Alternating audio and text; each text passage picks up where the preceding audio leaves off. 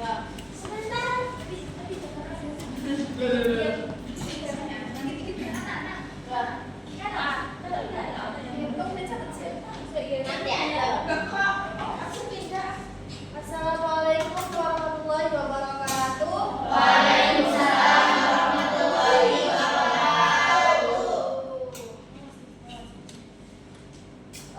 Kami dari kelompok 1 kali ini akan mempresentasikan hasil kelompok kami dalam diskusi tentang genetic mutation in human, mutasi genetik pada manusia. Nah, kami fokus pada mutasi kanker.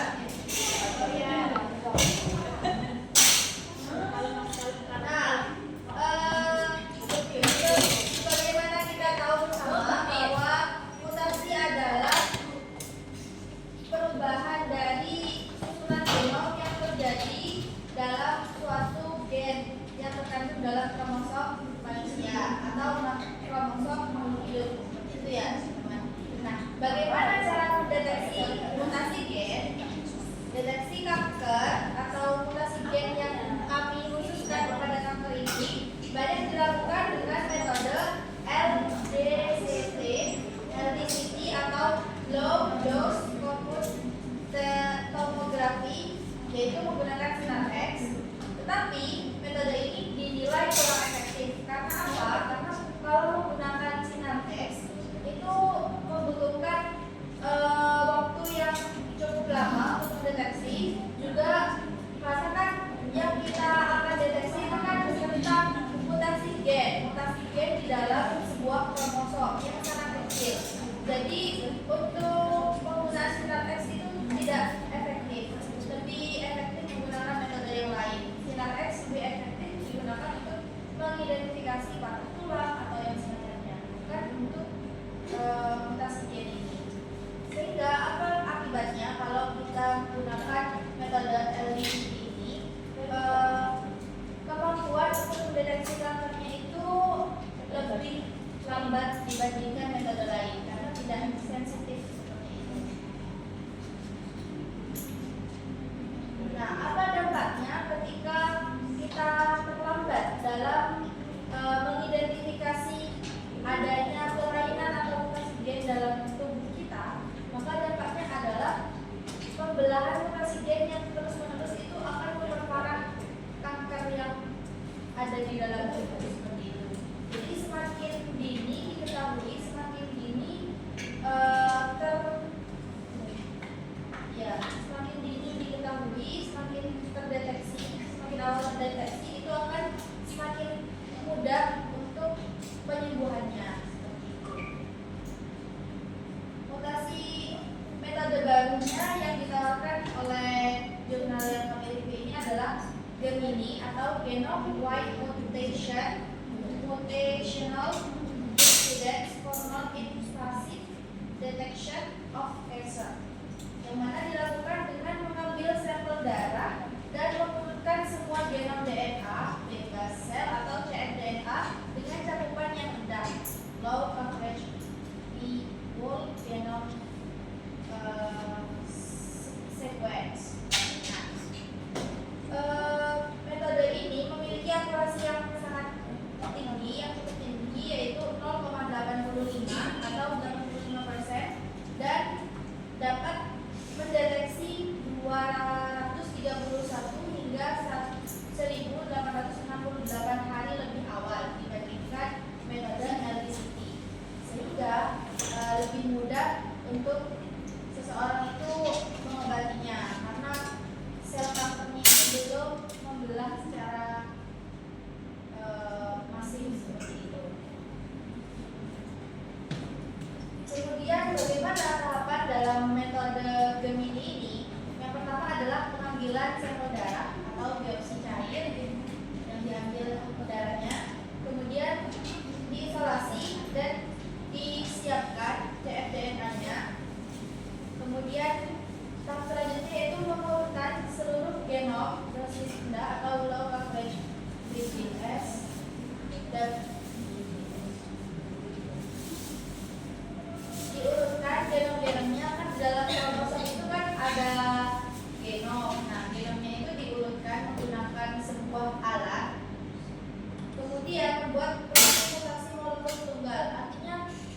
Jadi alat tersebut diidentifikasi adakah kelainan urutan genom antara si sampel darah yang dites dengan sampel darah yang seharusnya.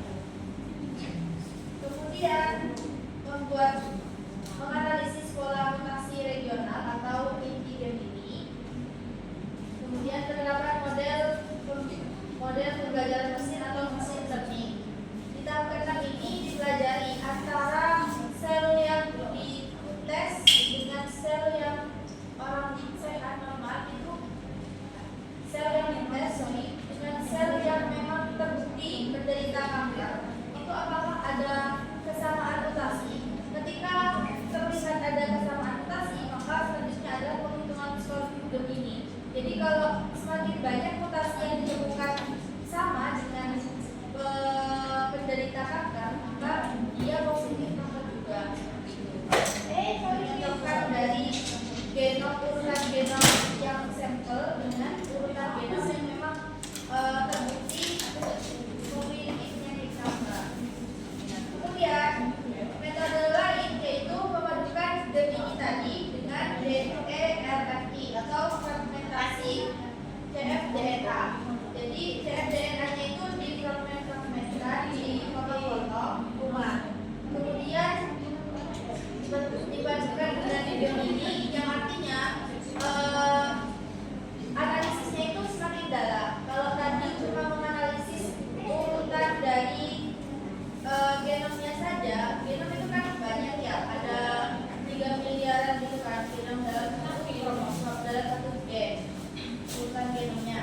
Jadi kalau dipadukan dengan DELFI itu difragmentkan sehingga analisisnya itu semakin mudah dan sensitivitasnya itu semakin tinggi, yaitu 91%.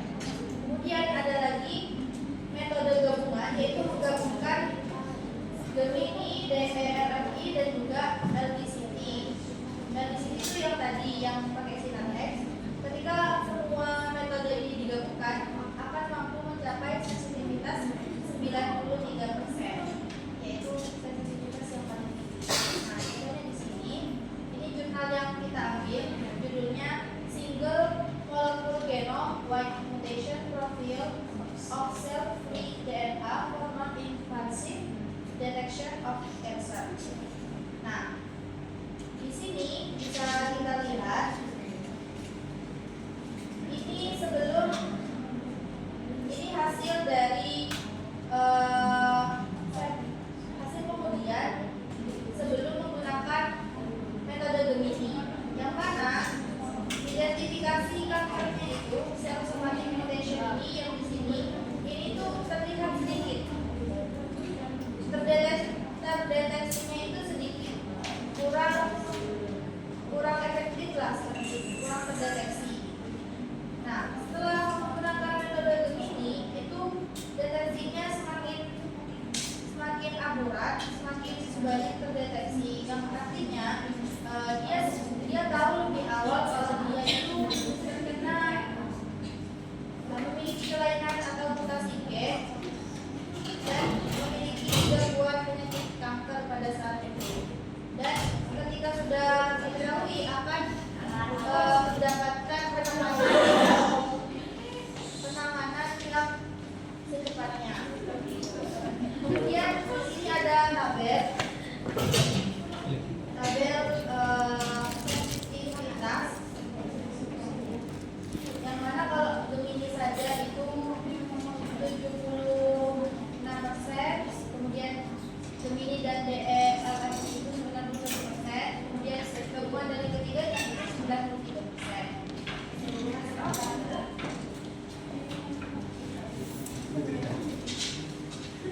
Semakin sensitivitas suatu metode itu tinggi, maka semakin akurat deteksi dari sebuah sampel itu.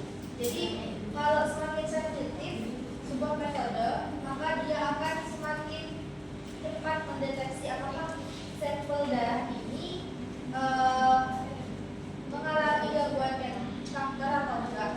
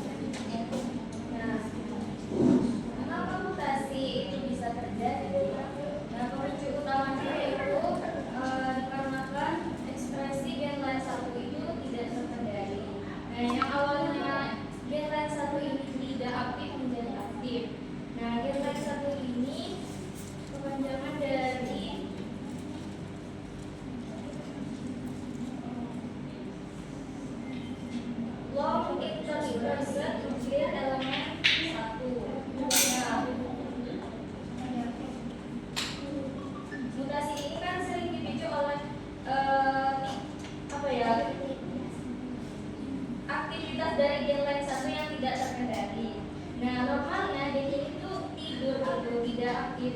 Nah, tapi bisa aktif kembali dikarenakan ada gangguan gitu.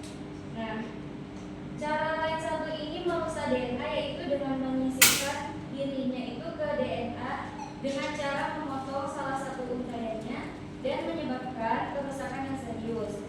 Nah, karena DNA-nya itu putus, nah itu membuat proses penyalinan DNA-nya itu jadi terhambat sehingga menyebabkan stres replikasi.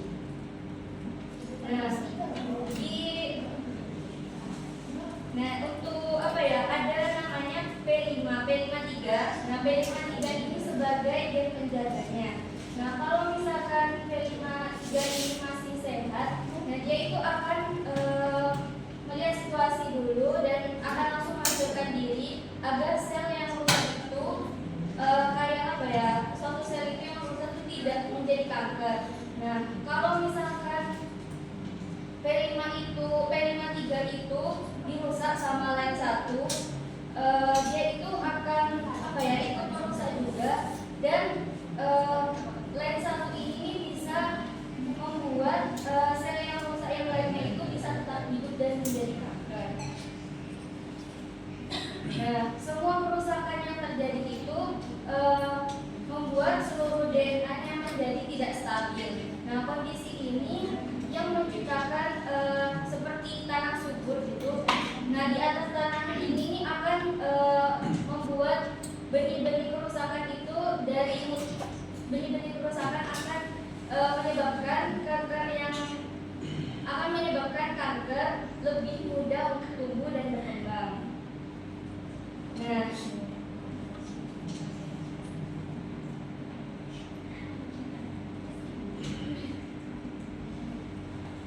Nah, siklus hidup pada lain satu.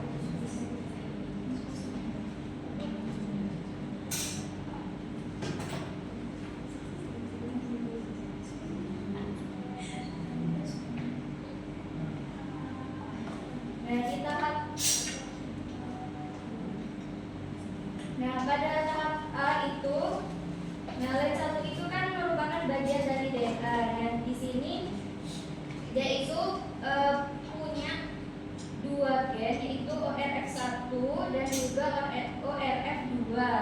Nah, kedua protein ini sebagai pelindung dari RNA dan membuat enzim untuk memotong dan menyalin DNA. Di tahap B, nah di tahap B ini, lain satu itu mentranskripsi menjadi RNA. Nah, RNA ini diberi ekor poli A agar lebih stabil. Di tahap C, pembentukan RNP di sitoplasma. Nah, RNA lain satu ini bertemu dengan protein ORF1P dan ORF2P. Nah, mereka ini membentuk div bersama RNP atau ribonukleoprotein. ORF1P ini melindungi RNA agar tidak rusak. Kemudian untuk tahap D, kan ketika memasuki inti sel, RNP ini masuk ke inti sel, ORF2P ini bekerja dengan cara memotong DNA lalu menyalin RNA lain satu menjadi DNA baru. Nah, baru di tahap E ini dimasukkan genom dan akhirnya jumlah lain satunya ini bertambah banyak di dalam DNA. Nah, karena mutasi tadi itu menyebabkan beberapa kanker, yaitu kanker payudara, kanker ovarium, dan juga kanker usus besar.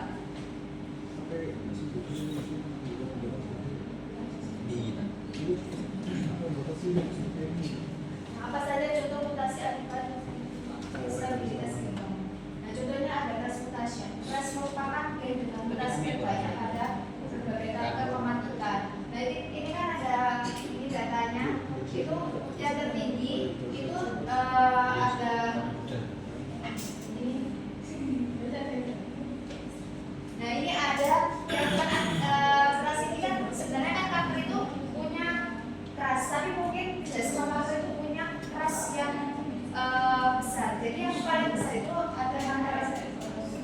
pankreas sama yang kedua itu kanker usus sama paru-paru. Nah, lalu untuk mekanisme kerja keras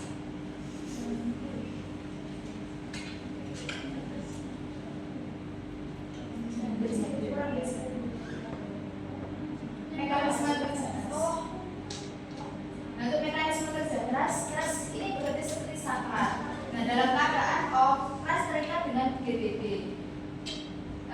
Lalu ketika dia aktif kembali saat ada rangsangan, misalnya faktor pertumbuhan EGF mengikat GFR, protein mengatur GF, menukar GBB dengan GBG. Lalu terjadilah transmisi sinyal. Nah, ketika transmisi sinyal ini keras menjadi aktif, lalu mengirim sinyal ke jalur penting. Lalu dia off kembali. Setelah GBB dipecah itu menjadi GBB, keras kembali ke posisi aktif. Nah, yang menyebabkan keras jadi kanker itu ketika contohnya kayak misal lampu yang pakai sensor. Kalau kita ada manusia, lampunya itu hidup, tapi kalau nggak ada manusia, lampunya mati. Nah, ini lampunya itu terus-terusan nyala. Nah, kalau lampunya terus-terusan nyala, berarti nanti pasti terjadi seperti apa? Ya, bikin masalah, bikin boros atau listriknya boros. Nah, sama kayak di transisi dia terjadi mutasi gen. Jadi dia mungkin tidak terkendali itu. Jadi terjadi mutasi gen yang membelah terus menerus. Nah, terus ini strategi dengan mengobati kerja keras ini ada ini kemoterapi. Nah, kemoterapi ini, obat kemoterapi ini kan ada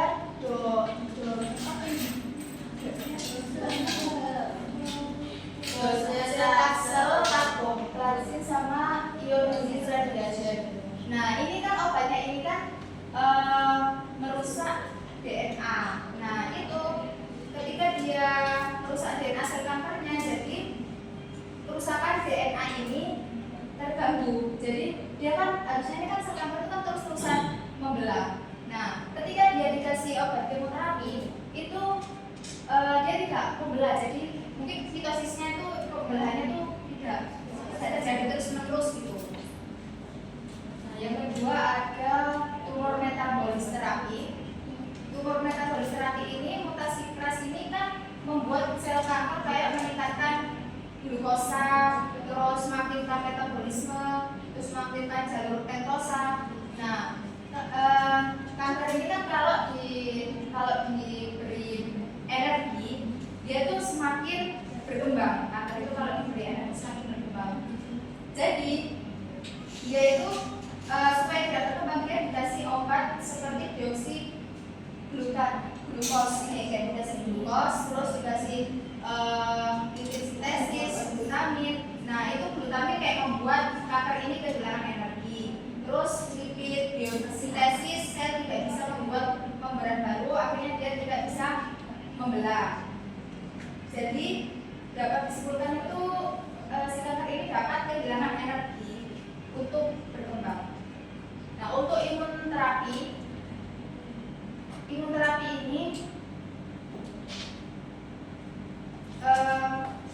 ini mutasi keras membuat sel kanker sering meningkatkan PD-L1 ini yang berfungsi mengikat PD1 pada sel T.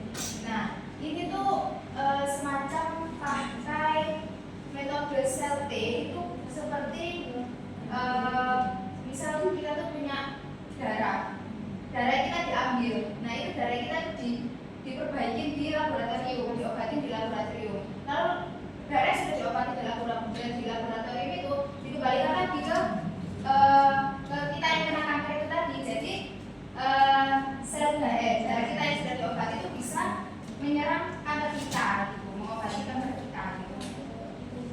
Nah, yang selanjutnya ini yang terakhir ada target terapi. Nah, kalau target terapi ini berbeda sama kemoterapi. Kalau kemoterapi ini kan dia kan nggak bisa bedain ya. Kalau nggak bisa bedain semua sel itu sel sehat atau sel yang kena kanker itu dia tuh nggak bisa apa ya, milih gitu loh. Jadi semua sel itu dirusak gitu. Nah, tapi kalau target terapi ini dia itu bisa langsung ke targetnya gitu. Misalnya ini kan kerasnya itu. Nah, itu keras ini kan diobati dengan ARS, AMG. Nah, dia itu langsung langsung mengarah ke ini, ke RAF, ke MTK, ini terus ke BI3K, ke AKT, mTOR, ERK. Jadi dia itu langsung mengarah yang langsung diserap. Jadi akhirnya dia itu mengunci pertumbuhan RAF, MTK, ERK itu tadi. Itu langsung dikunci supaya sel kanker tadi itu kehilangan jalan keluar untuk tumbuh dan membelah.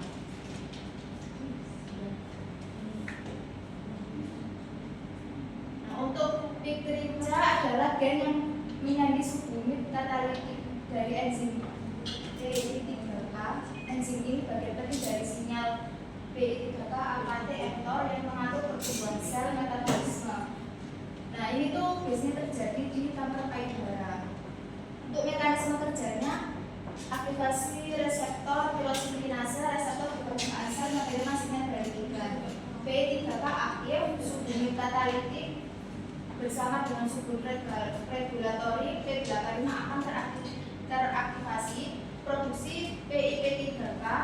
PI3K mengubah PIP2 menjadi PIP3 di membran plasma. Lalu aktivasi AKT, PIP3 merekrut dan mengaktifkan AKT. Lalu aktivasi mTOR, AKT mengaktifkan mTOR yang mengatur pertumbuhan sel, proliferasi, metabolisme, kelangsungan hidup sel. Nah, ketika dia terjadi mutasi, dia itu hampir sama kayak yang keras tadi, kurang lebih kayak saklar lampu tadi yang saya jelaskan di keras, kurang lebih seperti itu. Jadi kayak sebenarnya dia itu aman-aman aja, tapi kalau ada mutasi yang tidak terkendali dia berbahaya, akhirnya menyebabkan kanker.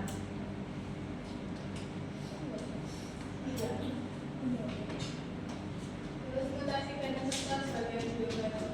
Nah, ini tuh hampir sama kayak yang ini, cuma gambarnya itu lebih detail. Yang dimana ini cuma menggambarkan bahwa yang awalnya sel lain satu itu tidak aktif menjadi aktif ketika sel kasus kanker ini mencapai 50%. Jadi prosesnya itu ketika aktif itu gen lainnya ini berpindah membelah diri sehingga seperti itu. Kemudian P53 nya tadi sebagai penjaga akan pembelahannya itu tidak terjadi kanker. Nah,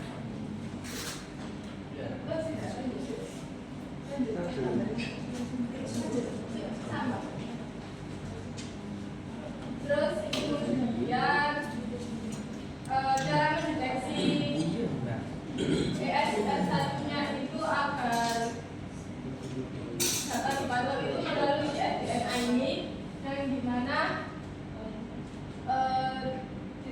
ini tuh diperiksa dari sel darah merahnya pasien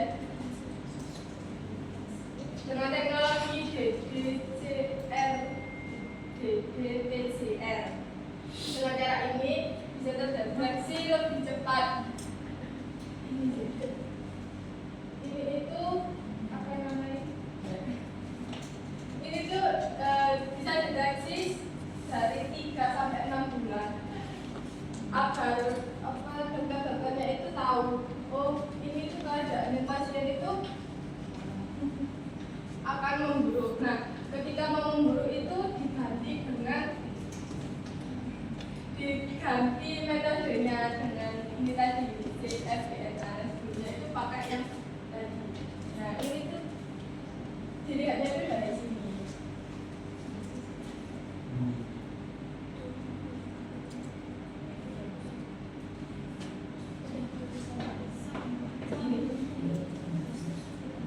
Nah, lanjut ada predisposisi genetik dan terapi spesifik.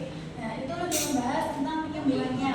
Nah, penyembuhannya itu memakai cara BRCA gen 2, yaitu breast cancer susceptibility gen 2. Itu gen yang berperan penting dalam memperbaiki kerusakan DNA melalui mekanisme penting dalam dalam lemma homologous recombination replied. Mutasi ini jika terjadi mutasi BRCA2 itu akan merusak fungsi sehingga sel akan jadi lebih instabil terhadap DNA. Terus dampaknya itu dapat risiko kanker, dapat meningkatkan risiko kanker, terus terutama kanker payudara, ovarium yang paling dominan terhadap gen tadi. Terus resiko kanker ini bisa naik 5 sampai 10 kali lipat daripada pembawa mutasi. Lalu secara klinis BRCA2 itu menjadi biomarker yang penting untuk terapi spesifik, misalnya PARP itu poly-ADP, PBase, dan polymerase, dan kemoterapi platinum. Penyembuhan mutasi BRCA2 pada HR+ dan breast cancer ini sebagai biomarker klinis utama yang menjadi indikator penting dalam kanker payudara HR+. HR+ itu kuman reseptor untuk menentukan strategi terapi. Jadi sebelum ada terapi kita harus cek dulu HR-nya untuk menentukan strategi terapi yang akan dilakukan oleh pasien tersebut. Lalu respon terhadap endokrin itu pasien HR+ BR dengan mutasi BRCA2 akan tetap dapat diterapi dengan obat endokrin, misalnya tamoxifen untuk menekan pertumbuhan sel yang dipicu ekstroversi. Dan sensitivitas terhadap PARP itu membuat sel kanker akan rentan terhadap PARP inhibitor yang menyebabkan sel akan gagal memperbaiki DNA dalamnya mati. Nah, di jurnal itu sudah dijelaskan bahwa kemanjuran PRARP telah dibuktikan pada pasien dengan kanker ovarium stadium lanjut dengan mutasi BRCA2 ya setengah 1/2 itu pengobatan itu memberikan kelangsungan hidup bebas progresi yang substansial dengan penurunan risiko progresi penyakit atau kematian sebesar 70%. Itu kan besar sekali ya, dari setengahnya mama jadi nggak mati gitu kan. Terus dibandingkan dengan palsu itu.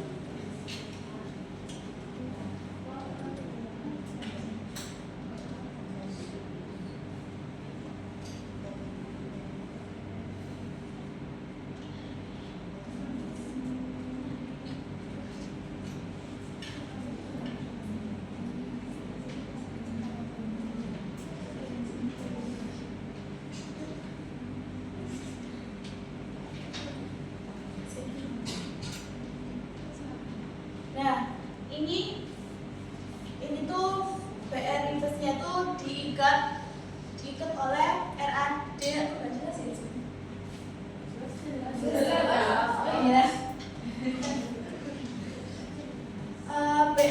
BRC ini akan mengikat ini RAD mas 1. Terus DNA dinding ini akan DNA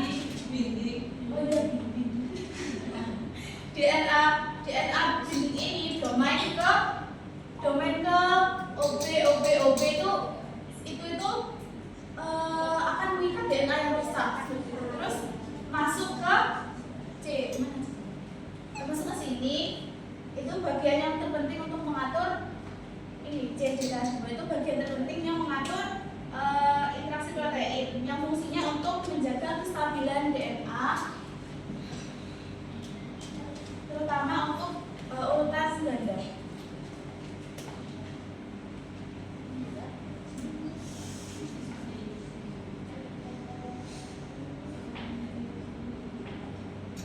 Mungkin dari penjelasan kami ada yang ingin didiskusikan atau ditanggapi. Ya silakan. Jatuh. Misalnya, yang bagian mengapa mutasi terjadi di filter itu sama satu juga. Bisa di mana? Satu sama ya. Mengapa mutasi terjadi?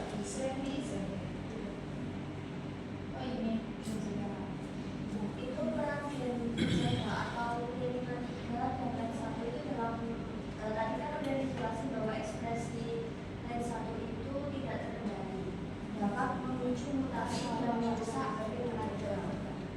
Nah, apakah mungkin terdapat strategi terapi yang lebih efektif untuk menangani yang satu ini secara langsung dibanding hanya proses pada derivatif?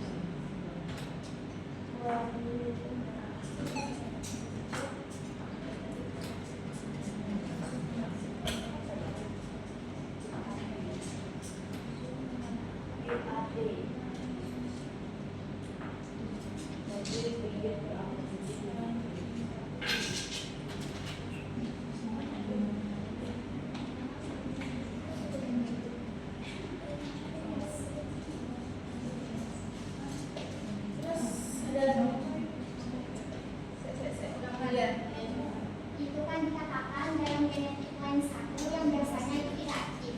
Nah, terus mengalami pengaktifan kembali.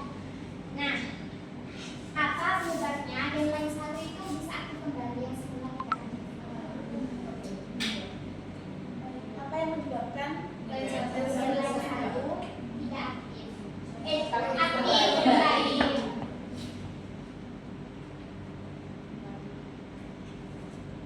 Silakan selanjutnya sudah. sebenarnya hampir sama kayak gitu ya, tapi aku lebih tanya yang punya tantangan dia BRC2 yaitu kira-kira BRC2 kan bisa bermutasi ya, dan itu bisa menyebabkan kankernya itu lebih parah. Nah, kira-kira itu mengapa kok mutasi BRC2 itu terjadi, apa pemicunya? Karena rasanya itu baik ya untuk menekan perkembangan kanker.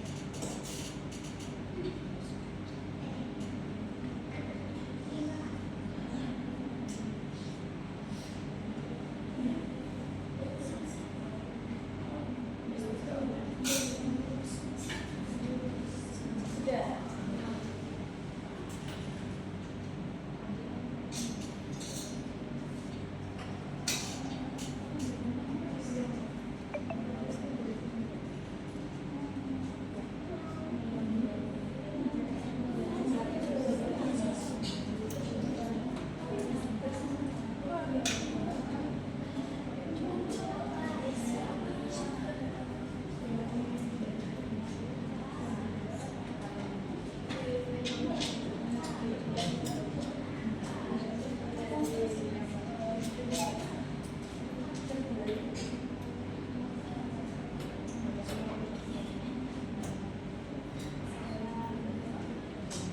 Izin menjawab untuk pertanyaan dari Salsa. Nah, tadi kan nanya apakah mungkin terdapat terapi yang lebih efektif untuk langsung menerbitkan lain satu? Maksudnya terapinya itu dia lain satunya itu tidak aktif atau?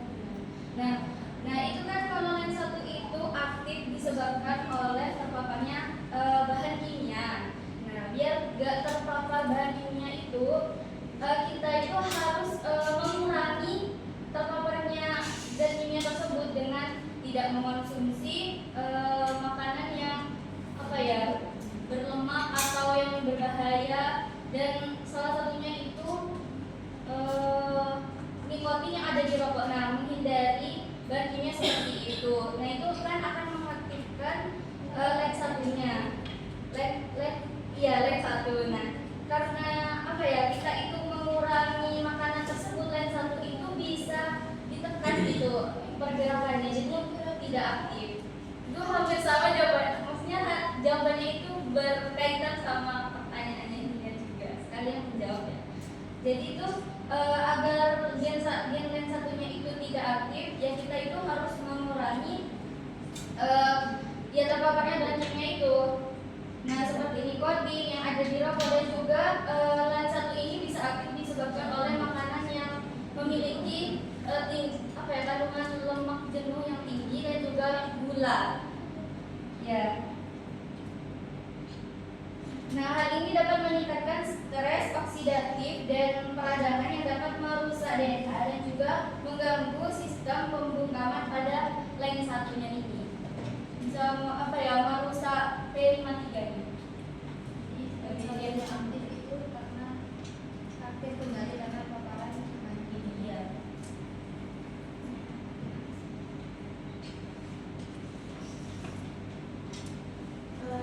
Pertanyaan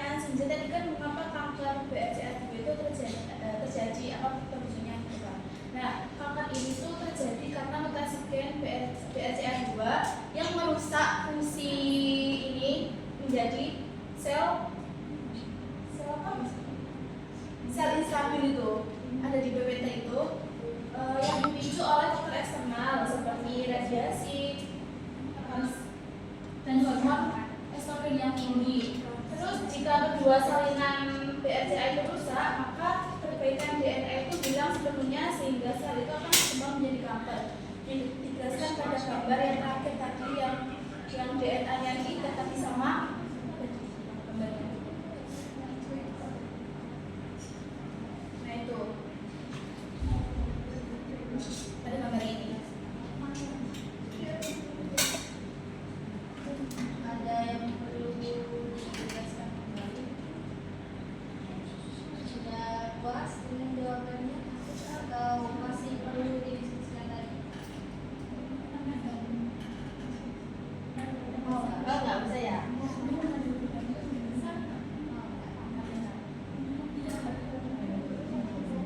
Karena batasnya sudah 3 pertanyaan, mungkin kami cukupkan sampai di sini presentasi dari kami. Kurang lebihnya mohon maaf.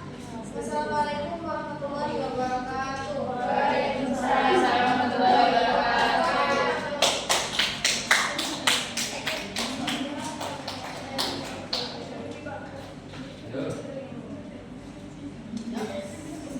Presentasi yang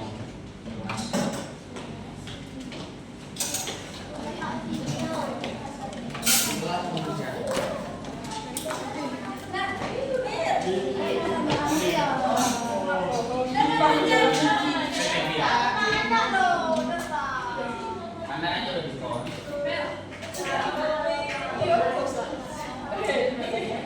Ya, ntar keterangan gue nggak apa-apa. Jadi langganan sama orang. Udah gitu nggak bisa. Nanti satu ya.